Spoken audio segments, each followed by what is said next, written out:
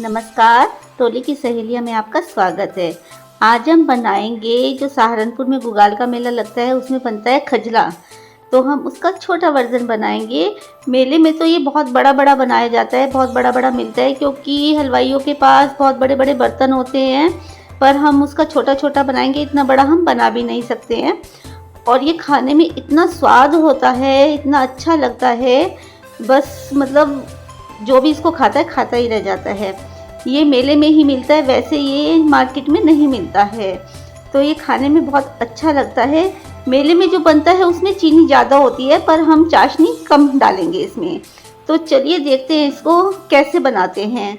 तो सबसे पहले हम 1 कप मैदा ले लेंगे ये, और इसमें हम 1 चुटकी नमक डालेंगे। नमक जो है मीठे को बैलेंस करता है। और अब हम इसमें लगभग 3 से 4 चम्मच हम रिफाइंड ऑयल भी डाल सकते हैं और देसी घी भी डाल सकते हैं। आप जो चाहे इसमें वो डाल सकते हैं। तो लगभग 3 से 4 चम्मच हम इसमें तेल डाल लेंगे और इसको अच्छी तरह से मिला लेंगे।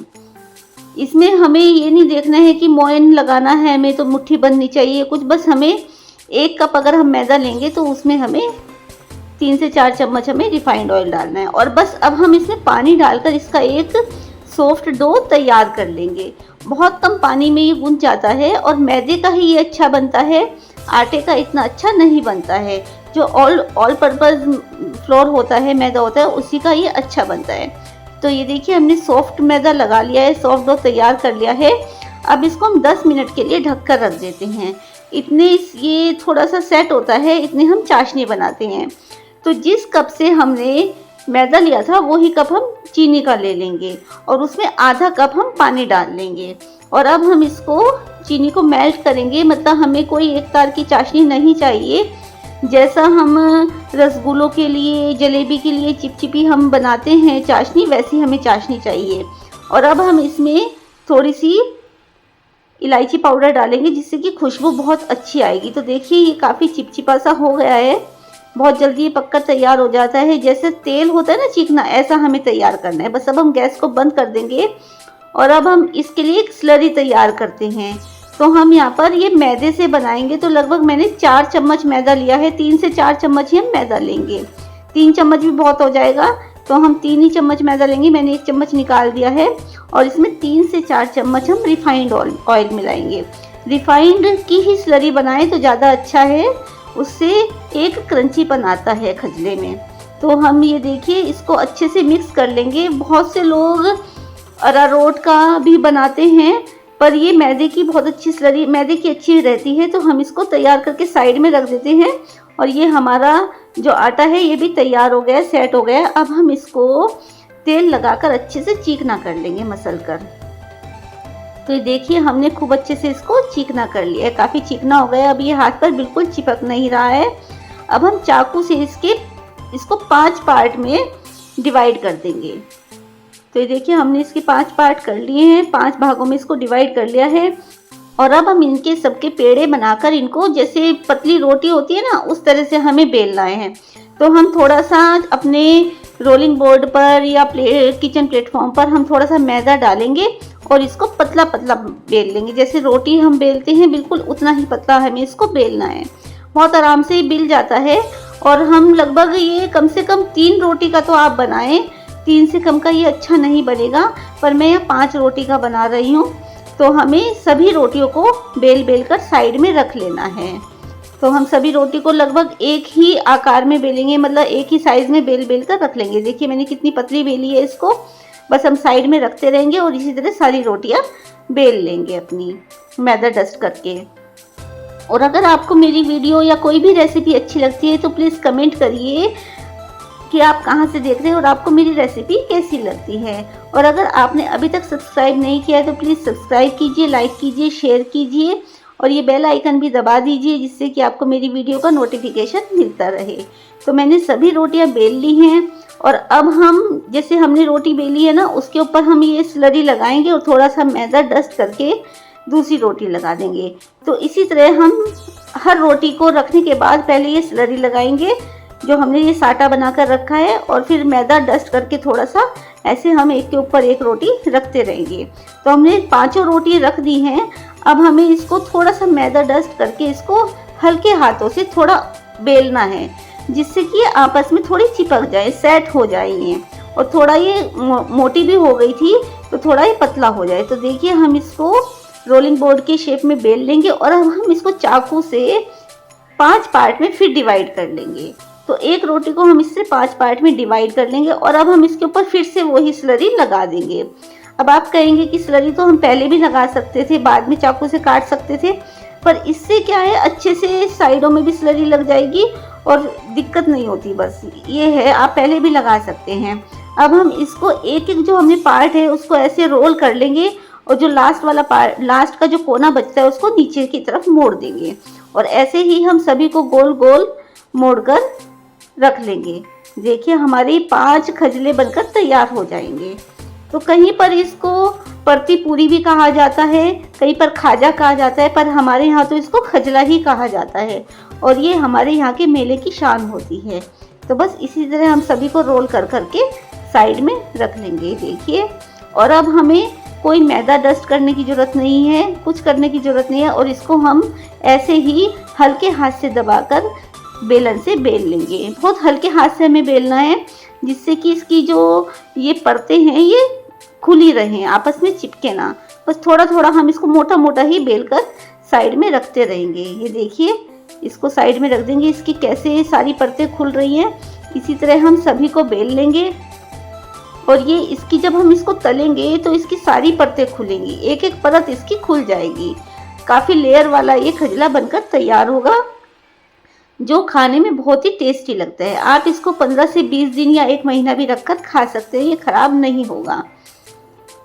और हम इसको बहुत कम मीठे में बनाएंगे। जो मेले में मिलता है वो तो बहुत तेज़ मीठे का मिलता है, उसके ऊपर तो चाशनी जमी रहती है।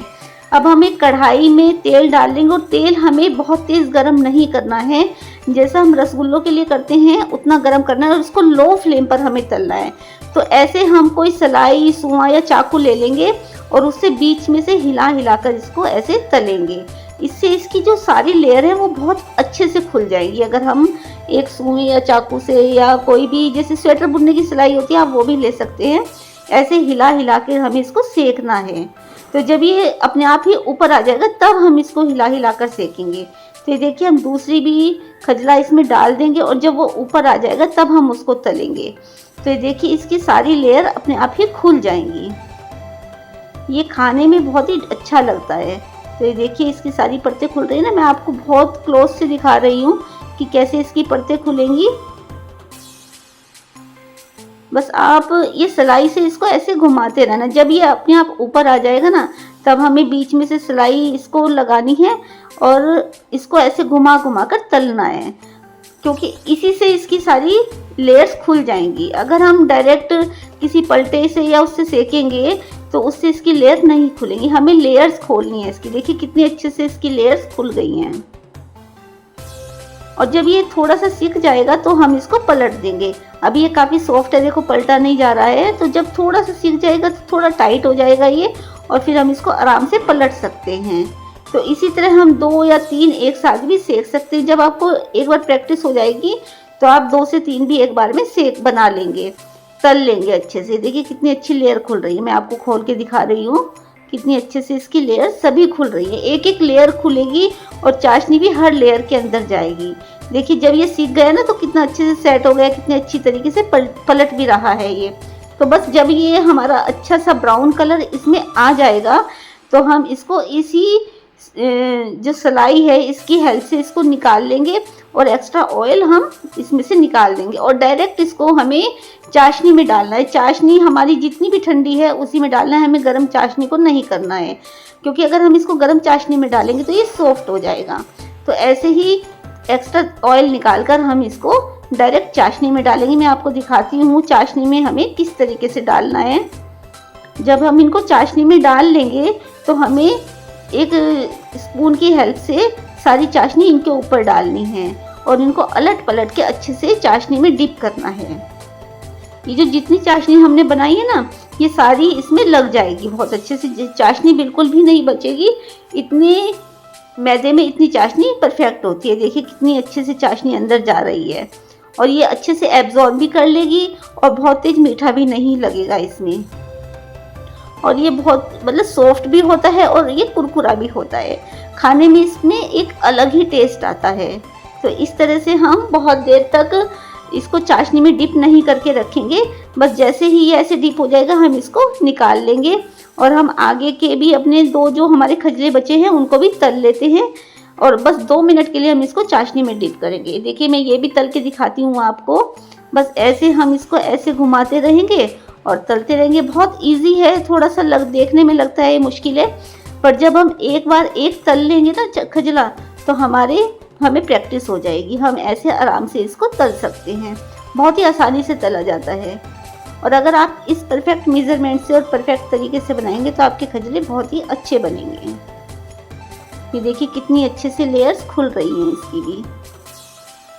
तो ये इतनी टेस्टी लगे घर में बनाकर, आप कभी भी बनाकर खा सकते हैं। मेले में तो एक सीज़न में ही मिलेंगे, जब मेला लगेगा तभी मिलते हैं, पर अगर हमारा बीच में मन कर रहा है तो हम इसको ऐसे बनाकर खा सकते हैं।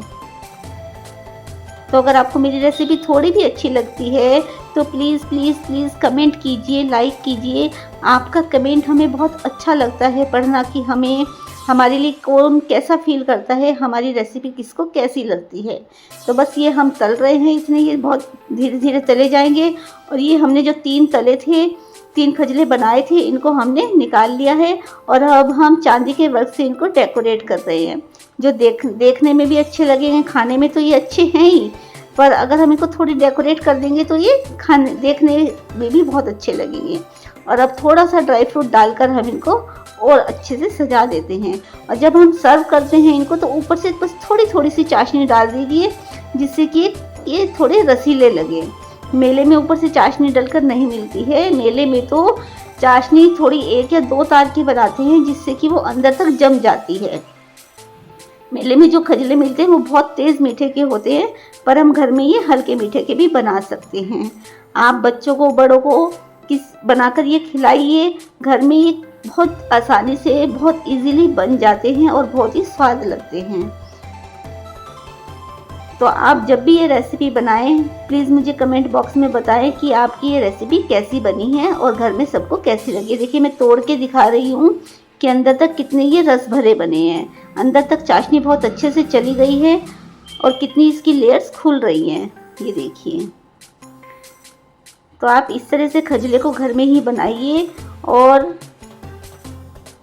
इंजॉय कीजिए। और इसी तरह से डोली की सहेलियाँ देखते रहिए। डोली की सहेलियाँ देखने के लिए धन्यवाद।